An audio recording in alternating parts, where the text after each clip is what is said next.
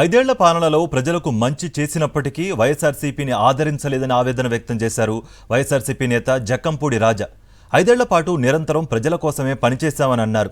మీకు మంచి చేసి ఉంటే నాకు ఓటు వేయమని అడిగిన దమ్మున్న నాయకుడు జగన్మోహన్ రెడ్డి మాత్రమేనని అన్నారు. దేశంలో ఏ ముఖ్యమంత్రికైనా ఈ దమ్ముందా అని అన్నారు.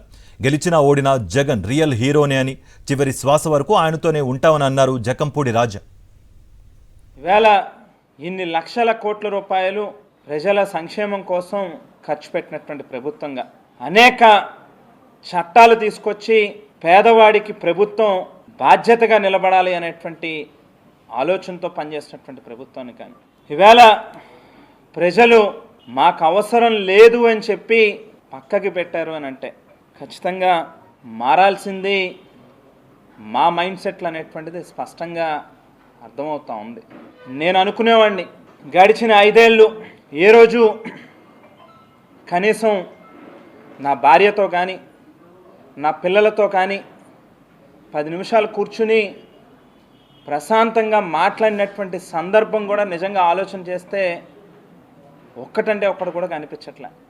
ఇవాళ నిజంగా మనం తప్పు చేశామా లేకపోతే ప్రజలు తప్పు చేశారా అని చెప్పి నిజంగానే ఒకసారి ఒక కామా పెట్టుకుని వెళ్తా ఉన్న ఈ ప్రయాణంలో ఆలోచన చేసుకోవాల్సినటువంటి అవసరం నిజంగా కనిపిస్తూ ఉంది.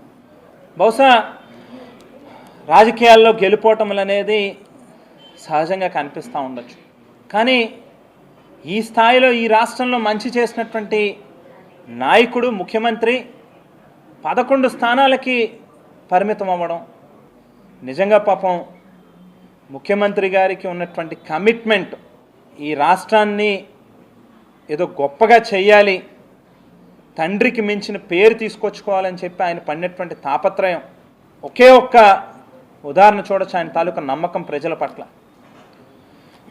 నేను మీకు మంచి చేసి ఉంటే నన్ను మళ్ళీ అవకాశం ఇవ్వండి, నన్ను ఆశీర్వదించండి, నాతో పాటు నడవండి అని చెప్పని అడిగాడు ఆయన.